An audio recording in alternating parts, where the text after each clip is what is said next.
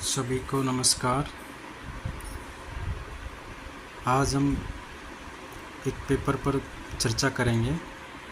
प्रजापति छात्रावास मलकागंज में प्रवेश परीक्षा हेतु 14 जुलाई को एक परीक्षा आयोजित की गई थी। उसमें ज्योग्राफी के 10 क्वेश्चन थे। उन 10 क्वेश्चनों का आंसर डिटेल में चेक करते हैं कि कौन से प्रश्न का कौन सा उत्तर सही था। प्रश्न पत्र के अनुसार क्वेश्चन नंबर 11 था कि उष्ण कटिबंधीय अभिसरण क्षेत्र, जिसको हम सामान्य बोलचाल भाषा में ITCZ भी बोलते हैं, ITCZ के संदर्भ में निम्नलिखित कथनों पर विचार कीजिए। पहला कथन है, यह एक निम्न दबाव का क्षेत्र है जहां व्यापारिक पवनें ऊपर उठती है। दूसरा कथन है, इसे मानसून गर्त के रूप में जाना जाता है क्योंकि यह दक्षिणी पश्चिमी पवनों को भारतीय उपमहाद्वीप की ओर आकर्षित करता है। तीसरा कथन है, शीत ऋतु में इसके परिणाम स्वरूप पवन का रुख उत्तर पूर्व से दक्षिण और दक्षिण पश्चिम की ओर मुड़ जाता है। उपयुक्त कथन में से कितने कथन सही है? तो इस प्रश्न का उत्तर है कि तीनों कथन सही है। अब हम देखते हैं कि तीनों कथन किस प्रकार सही है। तो जो ITCZ है वो पृथ्वी पर भूमध्य रेखा के पास एक वृत्ताकार क्षेत्र है। पृथ्वी पर यह वह क्षेत्र है जहाँ उत्तरी और दक्षिणी गोलार्धों की व्यापारिक हवाएं यानी पूर्वोत्तर व्यापारिक हवाएं तथा दक्षिणी पूर्वी व्यापारिक हवाएं एक जगह मिलती है और ऊपर उठती है। यह अभिसरण क्षेत्र विषुवत वृत्त के लगभग समानांतर होता है, किंतु सूर्य की आभासी गति अर्थात जब सूर्य पृथ्वी के सापेक्ष उत्तर या दक्षिण की ओर खिसकता है तो ITCZ का स्थान भी सूर्य की आभासी गति के साथ भूमध्य रेखा से उत्तर और दक्षिण की तरफ स्थानांतरित हो जाता है। तो जुलाई में ITCZ के स्थानांतरण के कारण ही दक्षिण पश्चिमी पवनों को भारतीय उपमहाद्वीप की ओर उत्तर और उत्तर पश्चिमी की ओर आकर्षित करता है। शीत ऋतु में ITCZ का स्थानांतरण दक्षिणी गोलार्ध में होने के कारण पवन का रुख उत्तर पूर्व से दक्षिण और दक्षिण पश्चिम की ओर मुड़ जाता है। अगला प्रश्न है, प्लेट विवर्तनिकी के संदर्भ में निम्नलिखित कथनों पर विचार कीजिए। प्लेट विवर्तनिकी एक सिद्धांत है, उसके संदर्भ में हम विचार करते हैं कि अपसारी परिसीमाएं प्रकृति में विनाशकारी होती हैं, अभिसारी परिसीमाएं रचनात्मक प्रकृति की होती है, रूपांतर परिसीमाएं न तो रचनात्मक होती है न ही विनाशकारी होती है। तो उपरोक्त में से कितने कथन सही है? इसमें से केवल एक कथन सही है। हम देखते हैं कौन सा एक कथन सही है कि अपसारी सीमाएं, इसका निर्माण वहाँ होता है जहाँ प्लेटें एक दूसरे से दूर हटती है या दूर खिसकती है और दूर खिसकने की वजह से परपटी का निर्माण होता है। तो वह स्थान जहाँ प्लेट एक दूसरे से दूर हटती है प्रसारी स्थल कहलाता है। और अपसारी सीमाओं का सबसे प्रसिद्ध उदाहरण मध्य अटलांटिक कटक है, इसलिए ये रचनात्मक प्रकृति की होती है। तो पहला स्टेटमेंट गलत हो गया। अभिसारी परिसीमाएं, जब एक प्लेट दूसरी प्लेट के नीचे धंसती है और जब एक प्लेट दूसरी प्लेट के नीचे धंसेगी तो प्रॉपर्टी नष्ट होगी, नुकसानदायक होगी। इस कारण से अभिसारी परिसीमाएं विनाशकारी होती है, रचनात्मक नहीं होती है। तीसरा स्टेटमेंट था रूपांतर परिसीमाओं के बारे में। तो ये वह क्षेत्र है जहाँ न तो प्रॉपर्टी का निर्माण होता है और ना ही प्रॉपर्टी का विनाश होता है, क्योंकि दो प्लेट एक दूसरे से क्षैतिज दिशा में खिसक जाती है। तो रूपांतर भ्रंश दो प्लेटों को अलग अलग करने वाले तल है जो सामान्यतः मध्य सागर में लंबवत स्थिति में पाए जाते हैं। तो तीसरा कथन ही सही है कि ये ना तो रचनात्मक होती है ना ही विनाशकारी होती है। अगला क्वेश्चन है, काली मृदा के संदर्भ में निम्नलिखित कथनों पर विचार कीजिए। काली मृदा की वैश्विक स्थिति रिपोर्ट खाद्य और कृषि संगठन द्वारा जारी की जाती है। दूसरा कथन है, इस मृदा में कार्बन स्टॉक का ह्रास हो रहा है। तीसरा, इसमें नाइट्रोजन और फास्फोरस प्रचुर मात्रा में होता है किंतु आयरन, कैल्शियम और पोटेशियम की कमी होती है। तो उपयुक्त में से कितने कथन सही है? इसमें से केवल 2 कथन सही है। अब देखते हैं कि खाद्य और कृषि संगठन, जिसे हम FAO भी बोलते हैं, तो FAO ने विश्व मृदा दिवस 5 दिसंबर 2022 को मनाया गया था, को काली मृदा पर अपनी पहली वैश्विक स्थिति रिपोर्ट के शुभारंभ के साथ चिन्हित किया। काली मृदा जलवायु संकट, जैव विविधता हानि और भूमि उपयोग परिवर्तन के कारण पहले से ही कई अधिक संकटों की स्थिति में है। काली मृदा में लोहा, चूना, कैल्शियम, पोटेशियम, एल्यूमिनियम और मैग्नीशियम प्रचुर मात्रा में होते हैं, लेकिन नाइट्रोजन, फास्फोरस की कमी होती है। तो तीसरा स्टेटमेंट ही गलत हो गया कि इसमें नाइट्रोजन और फास्फोरस प्रचुर मात्रा में होता है, जबकि डिटेल ये बता रही है कि नाइट्रोजन फास्फोरस की कमी होती है।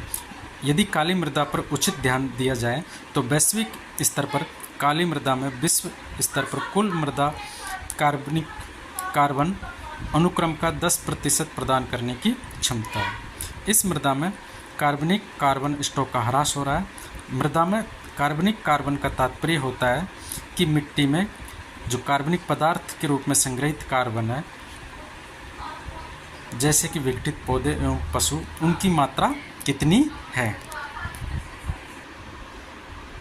अगला क्वेश्चन है, हिमालयन याक के संबंध में निम्नलिखित कथनों पर विचार कीजिए। पहला कथन है, इसे FSSAI द्वारा खाद्य पशु घोषित किया गया है। ये तिब्बती पठार के एक स्थानिक प्रजाति है। तो उपयुक्त में से कौन से कथन सही है? इसका आंसर है कि दोनों ही कथन सही है। पहले हम देखते हैं खाद्य पशु कहते किसे हैं। तो खाद्य पशु वे पशु होते हैं जिन्हें पाला जाता है और मनुष्य द्वारा भोजन उत्पादन या उपभोग के लिए उपयोग किया जा सकता है। जैसे कोई पशु है, या तो उसका सीधे ही भोजन के रूप में उपयोग किया जा सकता है, या उसके जो उत्पाद होंगे जैसे घी, दूध है, उनको भी उपयोग के लिए किया जा सकता है। तो भारतीय खाद्य सुरक्षा और मानक प्राधिकरण FSSAI ने हिमालयन याक को खाद्य पशु के रूप में मंजूरी दे दी है। हिमालयन याक तिब्बती पठार और निकटवर्ती उच्च तुंगता वाले क्षेत्र के लिए स्थानिक प्रजाति है। स्थानिक प्रजाति का मतलब होता है कि किसी एक विशेष क्षेत्र में ही पाई जाती है। भारत में हिमालयन याक पालने वाले राज्यों में अरुणाचल प्रदेश, सिक्किम, उत्तराखंड, हिमाचल प्रदेश और जम्मू कश्मीर शामिल है। तो दोनों कथन सही है। अगला क्वेश्चन है, निम्नलिखित में से कौन सा कुल प्रजनन दर का सबसे सटीक वर्णन करता है? ऑप्शन ए, प्रत्येक महिला द्वारा उसके प्रजनन वर्षों के दौरान पैदा हुए बच्चों की कुल संख्या। ऑप्शन बी, प्रत्येक महिला द्वारा उसके संपूर्ण जीवन काल में पैदा हुए बच्चों की संख्या। ऑप्शन सी, विवाह के प्रथम 5 वर्षों के भीतर एक दंपति द्वारा पैदा हुए बच्चों की संख्या। किसी विशेष वर्ष में प्रति 1000 लोगों पर जीवित जन्मों की संख्या। इसका सही आंसर है ऑप्शन ए, प्रत्येक महिला द्वारा उसके प्रजनन वर्षों के दौरान पैदा हुए बच्चों की कुल संख्या। तो कुल प्रजनन दर का मतलब है कि किसी विशेष वर्ष में प्रत्येक महिला द्वारा उसके प्रजनन वर्षों के दौरान पैदा हुए बच्चों की कुल संख्या कुल प्रजनन दर के रूप में परिभाषित होती है। NFHS national family health survey number 4 और NFHS 5 के बीच भारत की कुल प्रजनन दर 4 में 2.2 थी, उससे घटकर 5 में 2.0 हो गई। भारत में केवल 5 राज्य बिहार, मेघालय, उत्तर प्रदेश, झारखंड और मणिपुर ऐसे हैं जो प्रतिस्थापन स्तर की प्रजनन क्षमता 2.1 से ऊपर है। अब हम देखते हैं प्रतिस्थापन स्तर की प्रजनन क्षमता का मतलब क्या होता है। प्रजनन क्षमता कुल प्रजनन दर है अथवा प्रति महिला द्वारा पैदा होने वाले बच्चों की औसत संख्या है, जिस पर सिंपल भाषा में कह सकते हैं कि प्रतिस्थापन स्तर की प्रजनन क्षमता का मतलब है कि एक वह औसत जन्म दर जिस पर एक आबादी बिना किसी प्रवास के एक पीढ़ी से दूसरी पीढ़ी में खुद को प्रतिस्थापित करते हैं। जो कहावत सुनी है या एक नारा था, हम दो हमारे दो, उसे हम सिंपल भाषा में प्रतिस्थापन स्तर की प्रजनन क्षमता कह सकते हैं। अगला क्वेश्चन है, कर्तन एवं दहन कृषि के संदर्भ में निम्नलिखित कथनों पर विचार कीजिए। इसमें ऑप्शन नंबर 1, इसमें वन के एक हिस्से को साफ करना वनस्पति का दहन या जलाना या फिर पोषक तत्वों से भरपूर राख में फसलें उगाना शामिल है। भारत में यह प्रथा देश के उत्तर पूर्वी क्षेत्र तक ही सीमित है। उपयुक्त कथनों में से कौन सा कथन सही है? केवल एक, केवल दो, एक और दो दोनों, ना एक और ना ही दो। तो इसमें से केवल एक कथन सही है, पहले वाला। कर्तन एवं दहन प्रणाली में वन या भूमि के एक हिस्से को साफ करते हैं या वनस्पति को जला दिया जाता है, फिर वो पोषक तत्वों से भरपूर राख है वो वहीं पड़ी रहती है। कुछ वर्षों के बाद जब मृदा में उसमें खेती करते हैं उसी अच्छी राख में, और जब कुछ वर्षों के बाद मृदा की उर्वरकता कम हो जाती है तो किसान नए क्षेत्र में चले जाते हैं, जिससे पुराने भूखंड को प्राकृतिक रूप से पुनर्जीवित करने का समय मिल जाता है। इसलिए कर्तन एवं दहन प्रणाली को स्थानांतरित कृषि के रूप में भी जाना जाता है। ये कई सदियों पुरानी पद्धति है जो मुख्य रूप से पहाड़ी एवं वन क्षेत्रों में स्वदेशी तथा आदिवासी समुदायों के द्वारा विशेष रूप से पूर्वोत्तर भारत, दक्षिण पूर्वी एशिया, अफ्रीका और दक्षिणी अमेरिका कुछ हिस्सों में अपनाई जाती। तो दूसरा स्टेटमेंट गलत है कि प्रथा केवल भारत के उत्तर पूर्वी क्षेत्र तक ही सीमित है। तो केवल एक स्टेटमेंट सही है। नेक्स्ट क्वेश्चन है कि स्वतंत्र भारत के संदर्भ में रक्तहीन क्रांति का संबंध है। उच्च उपज देने वाले किस्म के बीजों का उपयोग करके खाद्यान्न उत्पादन में वृद्धि से। ऑप्शन बी, भूमिहीन किसानों को भूमि का एक हिस्सा स्वेच्छा से दान करने की एक पहल से। महिला संघों द्वारा शराब विरोधी अभियान से। और चौथा है, अनुसूचित जाति जनजाति के लिए शैक्षिक परिणाम बढ़ाने के लिए आंदोलन से। इसका ऑप्शन बी सही है, भूमिहीन किसानों को भूमि का एक हिस्सा स्वेच्छा से दान करने की पहल के रूप में। तो रक्तहीन क्रांति, जिसे हम भूदान आंदोलन भी कहते हैं, 1950 के दशक के अंत और 60 के दशक की शुरुआत में भारत में महात्मा गांधी के एक प्रमुख अनुयायी आचार्य विनोबा भावे के द्वारा शुरू किया गया था। एक महत्वपूर्ण सामाजिक आंदोलन था। इस आंदोलन का उद्देश्य भूमि सुधार के मुद्दे को संबोधित करना, भूमि असमानता को कम करना तथा भारत में ग्रामीण विकास को बढ़ावा देना था। भूस्वामियों को अपनी अतिरिक्त भूमि अहिंसक एवं स्वैच्छिक तरीके से देने के लिए प्रोत्साहित किया गया। यह अवधारणा विकेंद्रीकृत ग्रामीण विकास एवं सामुदायिक स्वशासन के विचार से सम्मिलित है।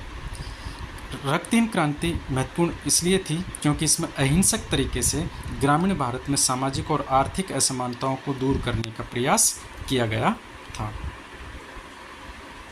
क्वेश्चन नंबर 18, वन्यजीवों एवं वनस्पतियों की लुप्तप्राय प्रजातियों के अंतर्राष्ट्रीय व्यापार पर अभिसमय, जिसे हम साइट्स बोलते हैं, के संदर्भ में निम्नलिखित कथनों पर विचार कीजिए। साइट्स सरकारों के बीच एक अंतर्राष्ट्रीय समझौता है जो 1975 में लागू हुआ। ऑप्शन दूसरा है स्टेटमेंट 2, इसका उद्देश्य ये सुनिश्चित करना है कि वन्य जीवों और वनस्पतियों के प्रतिरूप के अंतर्राष्ट्रीय व्यापार से प्रजातियों के अस्तित्व को खतरा न हो। उपयुक्त में से कौन से कथन सही है? केवल एक, केवल दो, एक और दो दोनों, न तो एक और न ही दो। इसका आंसर दोनों स्टेटमेंट सही है। साइट्स या वन्य जीवों और वनस्पतियों की लुप्तप्राय प्रजातियों में अंतर्राष्ट्रीय व्यापार पर अभिसमय या का मसौदा वर्ष 1963 में IUCN या अंतर्राष्ट्रीय प्रकृति संरक्षण संघ के सदस्यों की एक बैठक में अपनाए गए एक प्रस्ताव के परिणामस्वरूप तैयार किया गया था। 3 मार्च 1973 को वाशिंगटन DC में संयुक्त राज्य अमेरिका में 80 देशों के प्रतिनिधियों की एक बैठक में अभिसमय पर अंततः सहमति बनी साइट्स के मसौदे पर, और 1 जुलाई 1975 को साइट्स लागू हुआ। इसका उद्देश्य ये सुनिश्चित करना है कि वन्य जीवों और वनस्पतियों के प्रतिरूपों के अंतर्राष्ट्रीय व्यापार से प्रजातियों के अस्तित्व को खतरा न हो। अर्थात वनस्पतियों और जीव जंतुओं का जो व्यापार होता है उससे उनके अस्तित्व को खतरा नहीं होना चाहिए। यदि खतरा है तो IUCN या साइट्स उसको रोकने का प्रयास करेगा। नेक्स्ट क्वेश्चन नंबर 19 है, भारत में पत्तनों या सी पत्तन बंदरगाह के संदर्भ में निम्नलिखित कथनों पर विचार कीजिए। नवा सेवा में स्थित जवाहरलाल नेहरू पत्तन भारत का सबसे बड़ा कंटेनर पत्तन है। दूसरा स्टेटमेंट है, मुंबई एक प्राकृतिक पत्तन है और देश का सबसे बड़ा पत्तन है। तीसरा स्टेटमेंट है, कांडला पत्तन खंबात की खाड़ी के मुहाने पर स्थित एक प्रमुख पत्तन है। उपयुक्त में से कितने कथन सही है। इसमें से केवल 2 कथन सही है। देखते हैं कौन कौन से सही है। मुंबई पत्तन पर दबाव कम करने के लिए नवा सेवा में जवाहरलाल नेहरू पत्तन को एक उप पत्तन के रूप में विकसित किया गया था। तो ये भारत का सबसे बड़ा कंटेनर पत्तन है। कंटेनर पत्तन जहाँ पर सामान की सबसे ज़्यादा लोडिंग अनलोडिंग होती है। मुंबई पत्तन एक प्राकृतिक पत्तन है और ये देश का सबसे बड़ा पत्तन है। ये पत्तन मध्य पूर्व के देशों के सामान्य मार्ग के समीप स्थित है। देश के पश्चिमी और उत्तर पश्चिमी क्षेत्र की आवश्यकताओं को पूरा करने के और मुंबई पत्तन पर दबाव कम करने के लिए कच्छ की खाड़ी में स्थित कांडला पत्तन को एक प्रमुख पत्तन के रूप में विकसित किया गया है।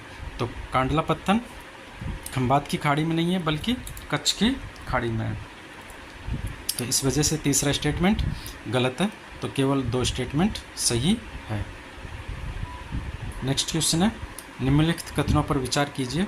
अटलांटिक महासागर विश्व का सबसे बड़ा महासागर है। अटलांटिक महासागर की तटरेखा दांतेदार है जो इसे प्राकृतिक पत्तनों के लिए सहायक बनाती है। उपयुक्त में से कौन सा कथन सही है? केवल 1, केवल 2, 1 और 2 दोनों, न तो 1 और न ही 2। तो इसमें से स्टेटमेंट सेकंड केवल 2 ही सही है। अटलांटिक महासागर विश्व का सबसे बड़ा नहीं, दूसरा सबसे बड़ा महासागर है। ये पृथ्वी के सतह क्षेत्र का लगभग 20% भाग समाहित करता है। संपूर्ण पृथ्वी के क्षेत्रफल का 20% हिस्सा अपने पास है। ये अफ्रीका, यूरोप, आर्कटिक महासागर, अमेरिका और दक्षिणी महासागर के बीच स्थित एक लंबा एस, अंग्रेजी के एस अक्षर आकार का जल निकाय है। अटलांटिक महासागर की तटरेखा अत्यधिक दांतेदार है जो इसे प्राकृतिक पत्तनों के लिए सहायक बनाती है। इस महासागर की औसत गहराई लगभग 3646 मीटर है। अटलांटिक महासागर की सबसे गहरी खाई प्यूर्तो रिको ट्रेंच है। तो केवल इसका स्टेटमेंट 2 ही सही है, पहला स्टेटमेंट सही नहीं है। Thank you.